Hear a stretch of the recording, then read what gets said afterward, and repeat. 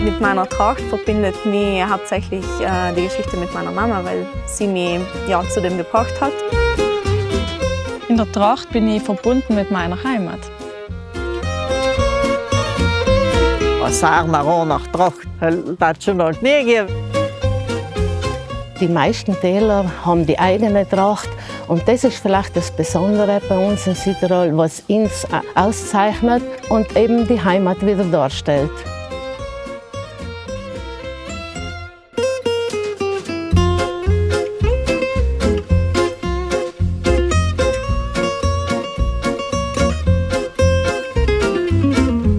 Ich habe die Tracht eigentlich schon ganz früher, die hat nicht mehr gehört, aber ich war in jungen Jahren Magadenterin. Dann habe ich sie getragen. Also zusammen bin ich das erste Mal mit der Tracht konfrontiert geworden und habe sie tragen. Und das ist eigentlich noch ein bisschen mehr drin geblieben. Weil ich habe festgestellt, wenn man die Tracht anhat, schon selber beim Anziehen, kommt man vor, ich bin jetzt ein bisschen ein anderer Mensch. Also es heißt nicht umsonst Kleidung machen, Leute. Es ist eigentlich ein Stück Heimat. Und zwar, es ist Kultur, die uns unsere Ahnen weitergegeben haben. Und das hat sich inzwischen zu einer Festtagstracht entwickelt. Und wir sind bereit, die auch zu tragen und tragen sie mit Freude und Stolz. Wenn man auch durch die Dorfgassen geht und man trifft irgendjemanden, dann wird man vielleicht mit einem anderen Blick angeschaut, aber mit einem wohlwollenden. Jedes Tal hat andere Eigenheiten. Unsere ist eigentlich relativ eine schlichte, elegante Tracht. Ersten Blick sind wir gleich. Ja, genau. Aber es ist schon. Ja. Und ich muss auch sagen, wenn wir so Festtage haben und ich in der Kirche sitze und neben mir die ganzen Trachtenträgerinnen, dann schaue ich allem die Unterschiede an, was die anderen haben und was ich anders habe. Und es ist eigentlich ganz interessant, einmal schon bei der Musterung von Schurz. Deiner hat Blumen oben, Ja, meiner hat Rosen, meiner hat eine andere Musterung. Die Spitzen sind auch anders bei dir, gell? ja, im Ruck haben wir auch anders. Ja. Die Schuhe haben wir auch anders. Die Schuhe haben wir Aber auch. trotzdem sind wir auf den ersten Blick gleich. Genau. Ja. Das ist ein Erbstück von meiner Mama. Und das hat sie schon halb getragen. Und nachher nicht, sie hat es gekriegt und darf sie tragen.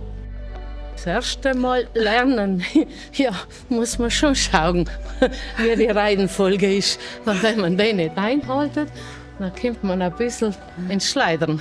Ja.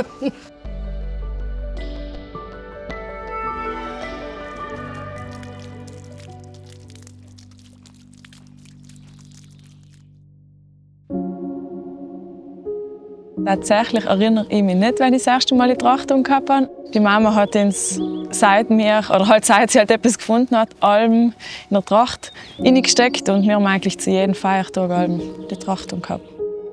Für die Frauen gibt es eben einmal die Miedertracht, die wir vor allem bei den Vereinen, also bei der Musik haben, die Musikantinnen, aber die Magadenterinnen haben dann auch noch die Tücheltracht, also das Bayerische auf Dialekt und eben das ist noch einmal ein besonderes. Das ist auch super, gell? Die Tracht ist schon persönlich. Bei der Tücheltracht hat jeder sein eigenes Tüchel, das ist individuell.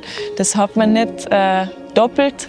Die sind ja von früher überliefert worden und das sind ganz besonders. Hingegen, die Tracht kann aber auch Gemeinschaft bilden, weil wenn wir das alle miteinander haben, dann kehren wir zusammen, dann weiß ich, wo ich hingehöre. Wo andere Leute vielleicht in Geschäft gehen und sich etwas Schönes kaufen und sagen, da muss ich heute schön unglücklich sein, eine Hochzeit, eine Erstkommunion, dann darf ich die Tracht anlegen, weil wenn ich Salon habe, dann bin ich unglücklich. Ja.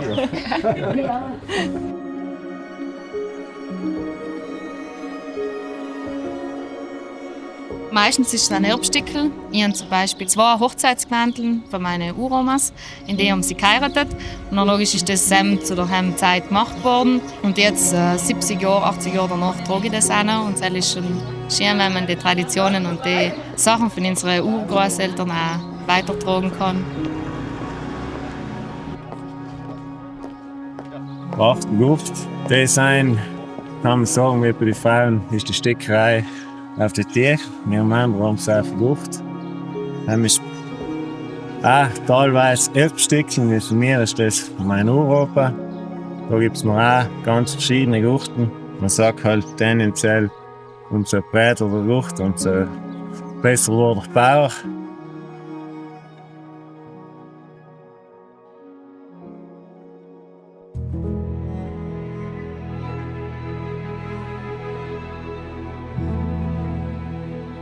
Wir haben ganz die alte Jademiertracht gehabt und also für 1860 weg. Ich glaube, Straßen sind keine gewesen. Nachher sind die Leute über das Joch und über das Joch gekommen. In so heutiger Kittel, wie wir da sagen. Nicht? Einzeltuch, die für den ganzen Burghof empfehlen. Und dann hat sich das eigentlich schnell weiterentwickelt, dass wir nachher zu der Techeltracht kommen. Es ist am ersten Platz nieder gewesen. Und jetzt sind die Techler nicht nur ein Kulturgut, sondern ein Stück weit völlig ein Kult. Und dann hast du gesehen, der hat heute einen schönen Song gehabt. Gell? Man braucht noch nicht extra kaufen, weil das kommt nicht aus der Mode. Nicht, wenn man denkt, das ist wirklich über 100 Jahre alt. Ja, was kann man sich nur anlegen, was 100 Jahre alt ist? Gell? Selbstverständlich, das ist ganz unterschiedlich. Es sind auch Leute, die das ganze Leben in Sarental da sind und die Tracht vielleicht nicht so schätzen. Es ist 100% etwas Persönliches, aber die Gemeinschaft fördert die Tracht nicht, weil die Musikanten ziemlich nicht eine zwischendrin, die einen Hosennachzug hat. Gell?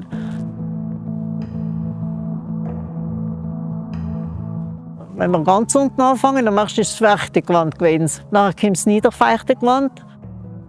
Dann ist das gewöhnliche Sonntagewand gewesen. Das Festtagsgewand. Und das Festtagsgewand hat das Diebentierchel und das Adlestierchel und im Winter das Saumentierchel. Das seidene Gewand in ganz verschiedenen Farben, für hell bis auch dunkler. Für die Braut wird es getragen. Bei den Beerdigungen das Klogewand. Alles in schwarz. Die Männer drum so einfach. Wenn sie da den Fahrtschutz ziehen und den Fichte anlegen, dann haben sie das Niederfechtegewand an. Ich habe das Niederfechtegewand an, aber für den Advent und für die Fastenzeit. Und für die alten Weiber.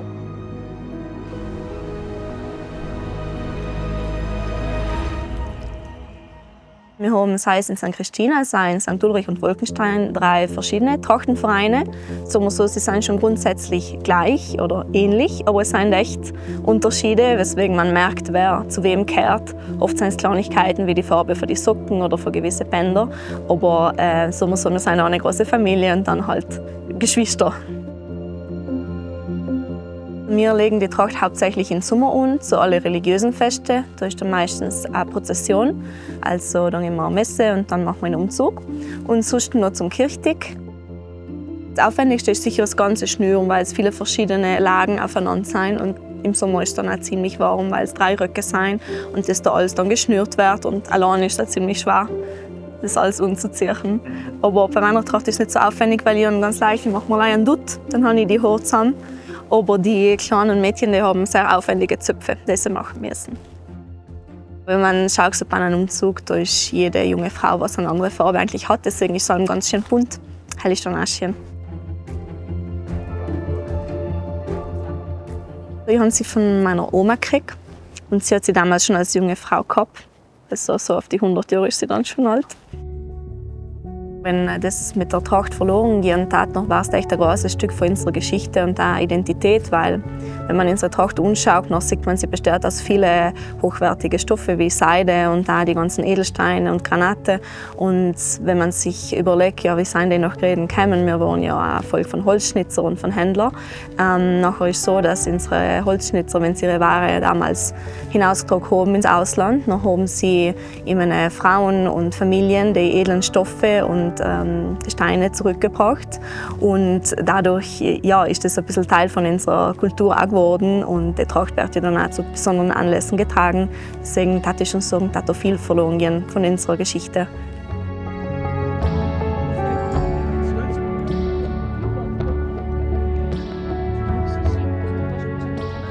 Wir haben einmal die Tracht für die kleinen Kinder. Die Gitsch, was ein Krönchen auf hat und einen Zopf. und der Bub hat dann einen kleinen Zylinder und ein Hemd. Wenn man dann ins Teenageralter kommt, dann hat man meine Tracht an, also mit den weißen Ärmeln und ohne Mantel noch und mit einem grünen Hut. Heißt, man ist zu verheiraten, zu vergeben. Dann der nächste Schritt war die verheiratete Tracht. Das ist dann für die Frau der schwarze Hut und der schwarze Mantel. Und dann haben wir noch für die Oma und den Opa, also für die älteren Damen und Herren, eine Tracht. Die Oma hat dann eine Mütze auf im Winter und im Sommer hat sie ein bisschen eine andere Frisur. Und der Opa hat allem noch den Zylinder und den Mantel. Und dann gibt es noch für spezielle Anlässe die Tracht von der Nachbarin, die Tracht vom Brautpaar und die Tracht vom Wirt und von der Wirtin, genau, die dann meistens auch mit einem kleinen Schnapskessel mitgehen auf die Umzüge. Und der Mann gibt es 3 verschiedene Stufen, weil es gibt 3 verschiedene Mäntel. Und jetzt ist es nicht mehr so genau, aber früher wurde es wirklich so hierarchisch geregelt.